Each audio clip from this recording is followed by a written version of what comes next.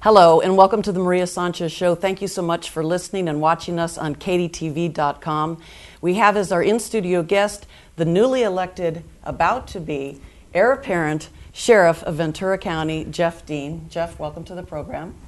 Welcome. Thank you. Thank you very much for inviting me. It's a pleasure to be here. Always a pleasure to be with you. Yes, and I feel the same about you. You're an amazing man, an amazing career, a fantastic family.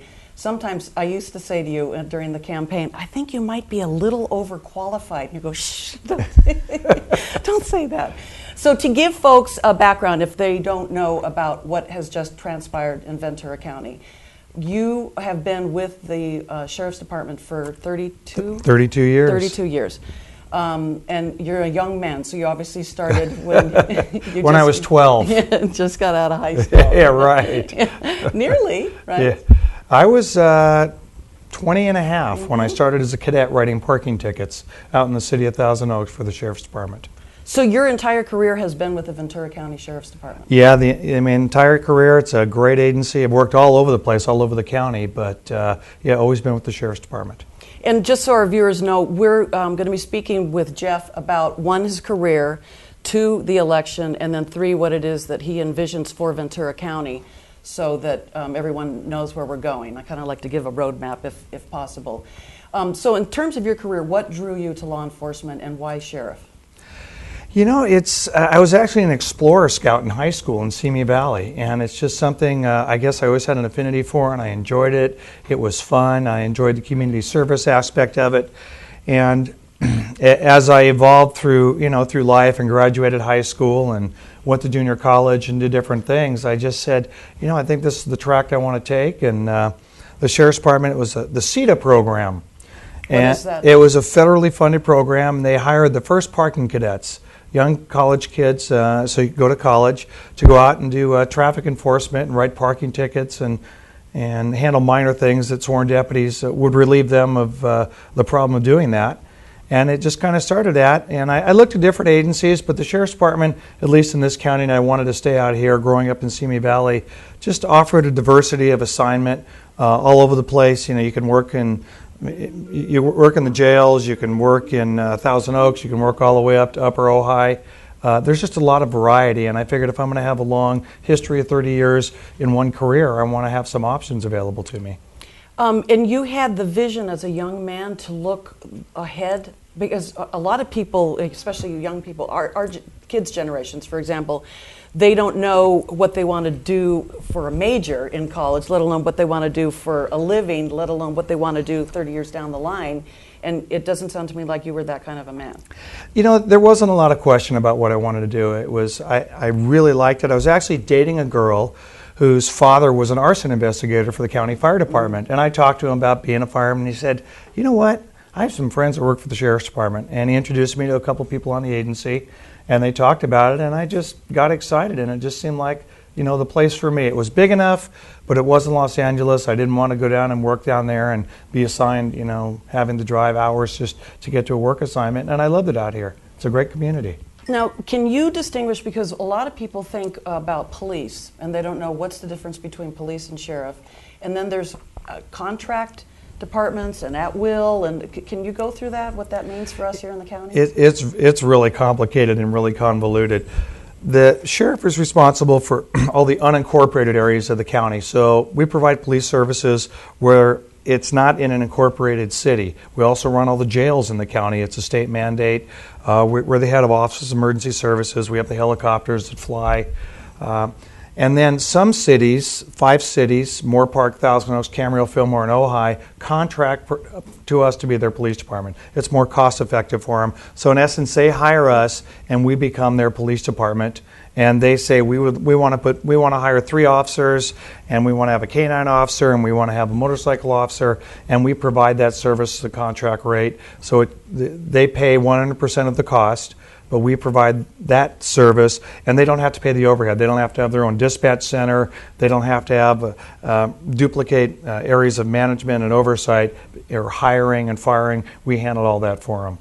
So you say the unincorporated areas of the county, and then the cities that contract with you, and there's 10 in the county, right? There's 10 cities, and five of those cities contract with us. So Simi Valley, Oxnard, Ventura, Santa Paula, Port Hueneme all have their own police department, and then we police for everyone else in the county. And is there a distinction between the word police and sheriff? Yes, sheriff's much more important.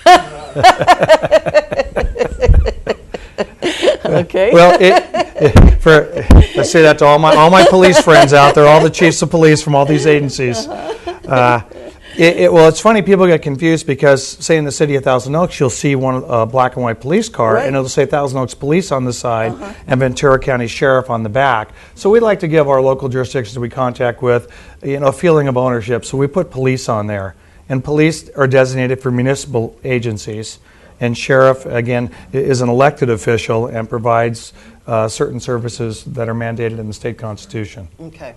And then also, if you don't mind, I'd like you to speak a little bit about your family, because I know that there's great support for you and an amazing amount of reason for you to have pride, and probably one of the few reasons that you were able to hang in there, which we'll get to, the election and what that was all about and the toll that took. They're an amazing group. My wife Marlene and I have been married for coming up on 24 years, and she is a math professor at Oxnard College.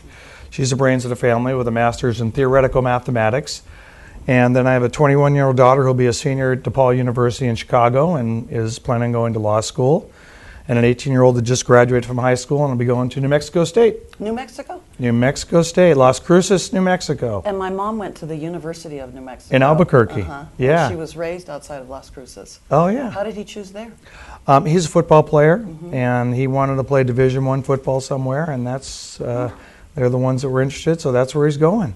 And something else that you didn't mention about your daughter, what she's doing in college? She is a softball player. Hallelujah for softball. She's on a academic and athletic scholarship at DePaul, so she's a pitcher, and she's got one more year there. So they're obviously you're very talented, all of you. Now, I also would like to mention that you have your master's degree as well. I do. I have a master's degree in public administration, another one in management from Cal Poly. Okay, so you have two master's degrees. I do. I'm overly educated. I don't know that there's such a thing. But what drove you to get your master's degrees, and when did you do that in your life? Actually, I didn't get them until I was on the department, and education, was important, and it was always been important in the agency that if you want to promote, you need to get a formal education. It's not mandated, but it's very, very critical. Really? And yeah, we have very few of our managers don't have their master's degrees. And then in terms of you getting it, do they give you compensation, tuition assistance, time? You get some tuition assistance, and you actually get an educational incentive for having it. That's fantastic. Yeah, it's really important. And, and it's not so much what you learn from the education itself. I mean, you do glean great information from it, but a lot of it is going through the process and making that commitment and learning how to do research and documentation and writing. And you pick up a big business aspect, because as you move up higher in management in any organization, we're running a business. I mean, we're a $225 million business. Wow. Is that right? Yeah, it's a big place. Wow. And we're going to get into the details of the department too, as well as the personnel, as well as maybe some of the issues. But before we take this break, I just want to remind our viewers that we're visiting with Sheriff-elect. Is that the proper? That's the proper term. Sheriff-elect Geoff Dean, and what that means to be Sheriff of Ventura County. Also, what the election was like. This was fairly unprecedented for our county, so we'll get into those details. And the timing that took, because when you announced your candidacy to when the actual election was. It was a long haul. A long haul. And what the county can look forward to with Sheriff Dean in charge of our county and our law enforcement. Top cop, right? Well, it depends if you ask my fellow chiefs around the county or the district attorney, I think I'd ask Marlene. Yeah. So thank you for viewing the Maria Sanchez Show. We're going to take a quick break, and we will be right back.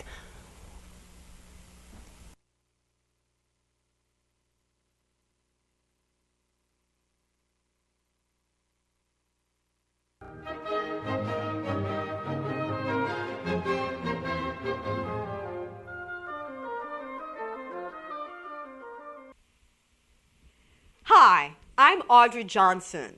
Be safe, be legal. handsfree805.com. I am so delightful to be here in the studio of KADYTV.com. We're here to share with you and to educate with you what Hands-Free 805 is all about. You could send a text. You could read your email. You could make a phone call. Just your voice. Handsfree805.com is the latest, hottest technology that I've experienced a long time, especially coming from South America and being here in America with the latest technology. So please give us a call, 805-754-2063. Be safe, be legal.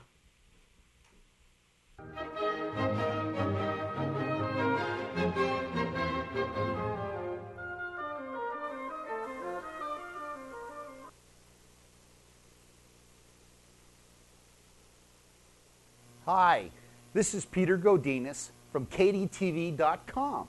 I'm here to announce a new show that we're all excited about here called Meet the Boss.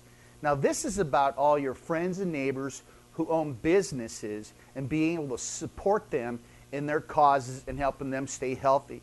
So save this program in your favorites, make sure you spread it out to your friends, and I'm looking forward to seeing you all here in Ventura County.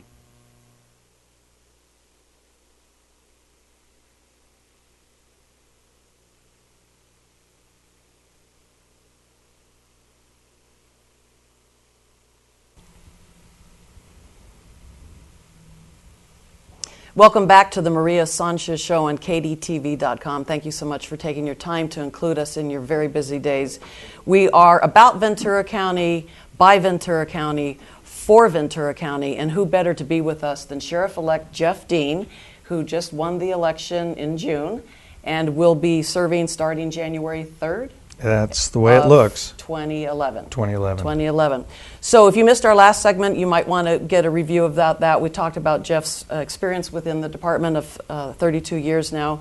And now I'd like to go into the election itself. As I recall, and correct me if I'm wrong, for 32 years, Ventura County had not an election for sheriff. There was not a contested election. Right. So there was somebody on the ballot, nobody running against that somebody, and ordinarily, as I understand it, the outgoing sheriff selected the person that they would like to succeed them, and you chose to challenge that system. Yeah, that's a good summary of it. Okay. Like I said, you can correct me if I'm wrong. No, you're accurate so far. So Geoff decided that after 32 years in the force that you would kind of take on a new challenge, which is not only an election, but contesting how things had run through the old boy network, if you will. And why don't you talk a little bit about what informed your decision and how it was that you decided to go for it? And I'm sure you kind of shook things up when you announced that you were going to run. Yeah, it was shrouded in controversy for quite a while, and it was on the front page of all the papers and some of the issues that occurred between the sheriff and I just decided that, I thought people deserve a choice, and we have a democracy, and I believe in democracy, and we knew it would be kind of an uphill battle because it had been entrenched for 32 years since Al Gelati from Port Hueneme took on the status quo and won.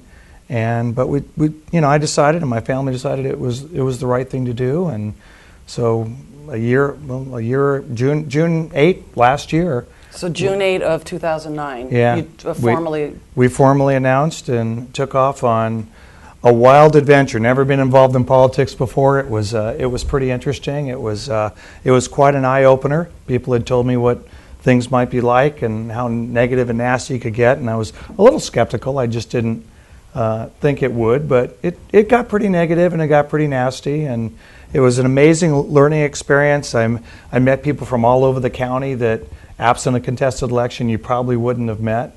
Talked to just amazingly diverse groups, and it's an eye-opener, the diversity that exists within the county, whether it be conservative or liberal or open-minded or closed-minded people or whatever it might be, and everybody has a different priority. So that part was really good. It's been very educational, and I met just wonderful, wonderful people and people that really care about the county and the communities that we serve.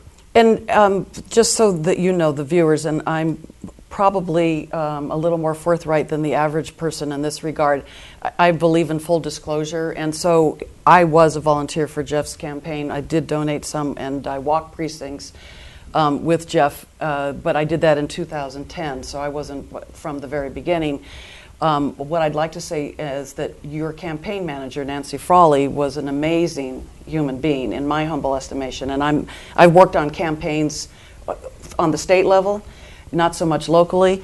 And if you could just speak a little bit about how you found her and why you chose her, and what, because you two had such a relationship that was spirited and filled with camaraderie, and then you would challenge one another, and sometimes it seemed that it was a little contentious, but always respectful. And I think that it brought out the best in both of you. It's on my level is what I'm saying.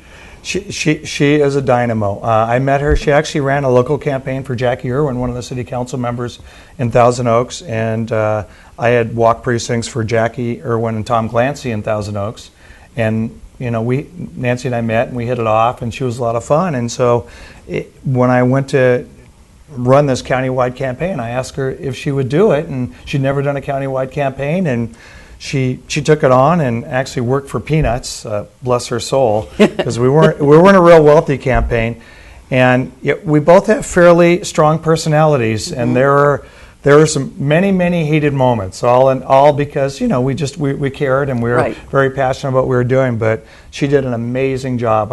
We could not have accomplished what we accomplished without her. Yeah. So here is a man that has been in the rank and file, you. Then you take on a system that's been that way for 32 years, never having been in politics, and hire somebody to run the campaign that had never done it on a countywide level. So was that naivete, or was that optimism? Or, I mean, somebody would say to you, dude, that's not going to work. Well, I think it kind of spoke to the grassroots movement that we had. We weren't part of a political machine. We didn't have high-priced political consultants. We were just a group of people that thought we were doing the right thing. And in the very beginning, there was just a few of us. And it just seemed like the right thing to do, and it felt well. And I like to have people around me that have passion and believe in what they do and aren't just hired guns. Mm-hmm. And people that became a part of our campaign very quickly were that way. They were people that had a passion for what they did. They believed in what we were doing and were really committed. I mean, we had over 150 volunteers. Mm-hmm. We knocked on 31,000 doors. I'm glad you mentioned that. Throughout the county. I mean, if you talk to anybody that's run a campaign in this county, that there's no precedent for that. It's just amazing. And it's all because people stepped forward and did it. And part of it was Nancy, that little ball of fire, and Bob and Sue Engler, volunteers in the community, and we had signs everywhere. But it formed up, and then people just joined us so quickly. And now, how did you know what to focus on? How did you know knocking on doors versus mailers versus flyers versus public appearances versus the signs on the freeway? Where did you get some kind of perspective? Well, running a campaign, and you've been involved in it, everybody tells you, if you want to win, this is what you have to do. Right. There's a formula. There is, but there isn't. But if there was, then everybody would win. Everybody would win. So I kind of approached it kind of like I approach work in life. I got input from everybody. And the bottom line was I finally had to make a decision because I was a candidate and it was up to me, and it was not only donated money but my money that was doing it. And I just decided we needed to approach it on a variety of levels. Social networking was brand new. Mm-hmm. My kids helped me build my first Facebook site. Mm-hmm. And it all just grows and evolved. And I thought, you need to do a little bit. We need to be able to send out flyers, but we need to put signs up. We need to knock on doors. We need to make phone calls. So we just kind of thought we'd do a little bit of everything. And then money. Obviously, there's a finite amount, so you can't do everything. So you have to prioritize in that regard, right? And we had some meetings near the end of the campaign. Some people really felt strongly we needed to spend more money on television commercials, and we just said, we just don't have the money. We're going to have to stop, and we're going to do X, Y, and Z, and we just can't do that. And if it doesn't work, it doesn't work. And so, lo and behold, on June, what was it, 6th? 8th. 8th, excuse me. June 8th was the primary, And you can't really get a feel on the county level because of the returns and the polls not closing till 8. And everyone was checking in with the government center, right, or something, a website? Yeah, we were all online, and we were at a friend of mine's house, and we had 300 people that showed up that evening, and you're just waiting for the returns to come in. And actually, my wife and I said, I don't want to be around the crowd, and we went up in the back bedroom and we're watching it. I was going to pull it up online on my laptop, and I had an air card, and I hear everybody screaming downstairs, and I can't get the laptop to work. So finally, Nancy comes up and she goes, "You got to come down here and see the results." So the first results came out, and they were very good. It was very nice. Victorious. Yeah. It's a great ending to a beautiful story. And when we come back after this brief break, we're going to get into now as sheriff-elect, and then once you get, what are you sworn in or? Yeah, I'll be sworn in. Paneled or sworn in, what it is that you foresee that you're going to do with the county, for the county, and with your personnel. You're watching the Maria Sanchez Show on KDTV.com. We thank you so much for your time, and we'll be right back.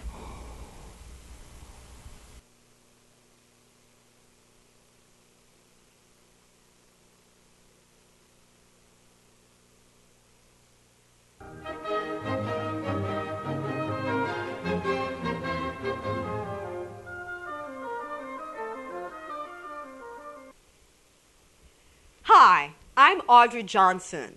Be safe, be legal. Handsfree805.com. I am so delightful to be here in the studio of KADYTV.com. We're here to share with you and to educate with you what Handsfree805 is all about. You could send a text. You could read your email. You could make a phone call. Just your voice.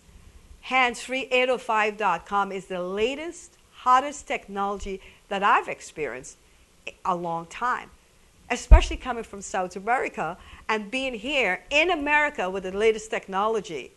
So please give us a call, 805-754-2063. Be safe, be legal.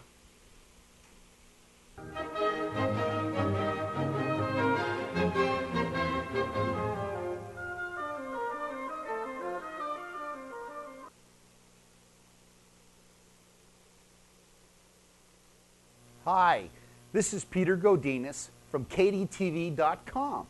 I'm here to announce a new show that we're all excited about here called Meet the Boss. Now, this is about all your friends and neighbors who own businesses and being able to support them in their causes and helping them stay healthy. So save this program in your favorites. Make sure you spread it out to your friends. And I'm looking forward to seeing you all here in Ventura County.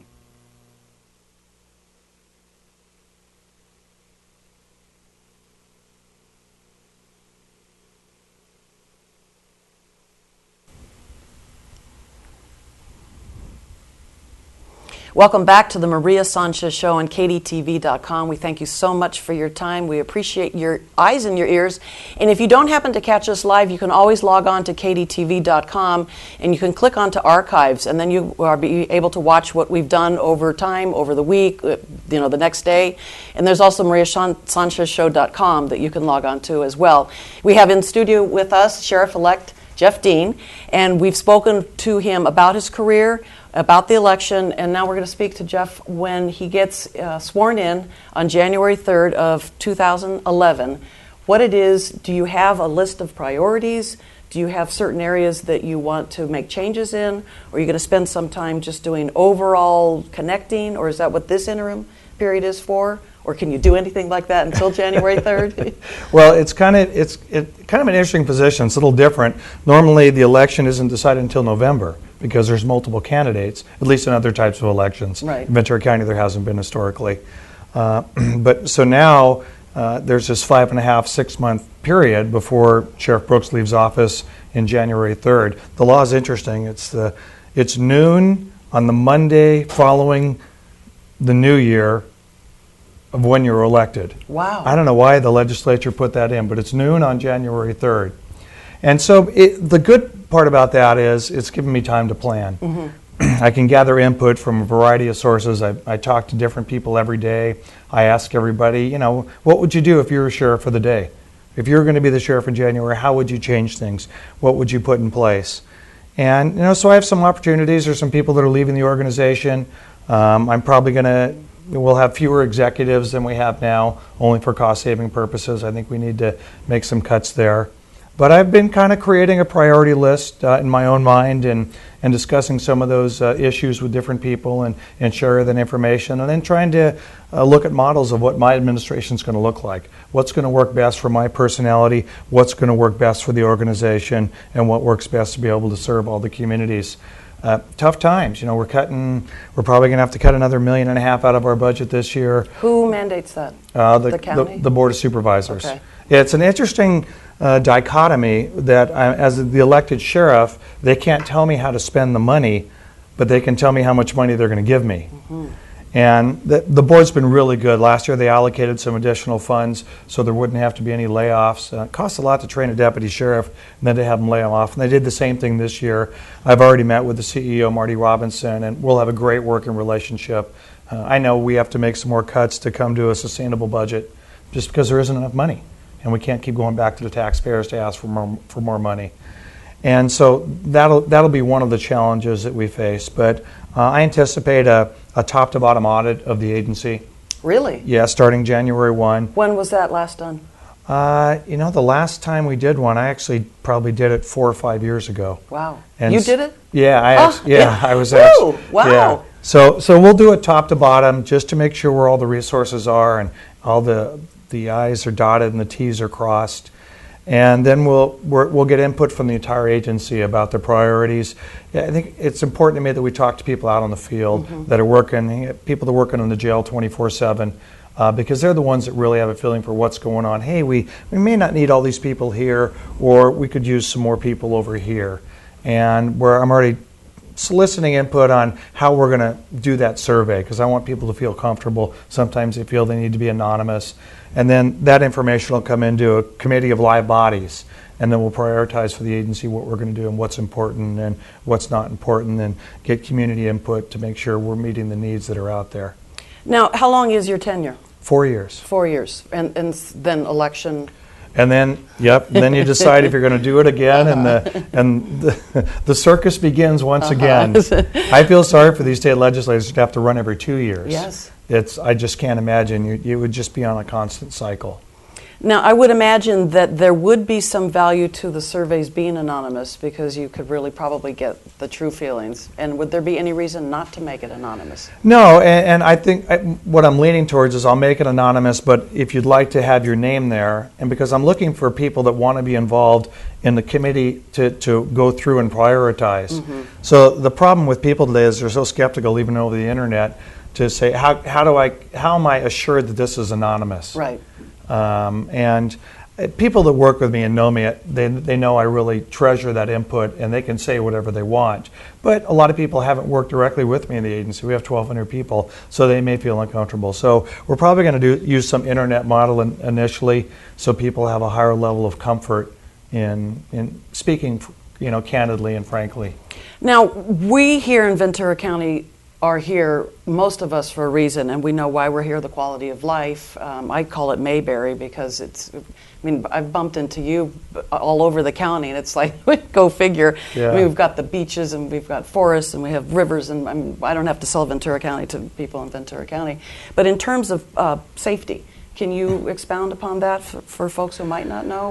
Well, we're certainly one of the safest counties in the country, and some of the cities in the county are some of the safest, the top 4 or 5 everywhere. Mm-hmm. And even some of the cities that people perceive as being unsafe, mm-hmm.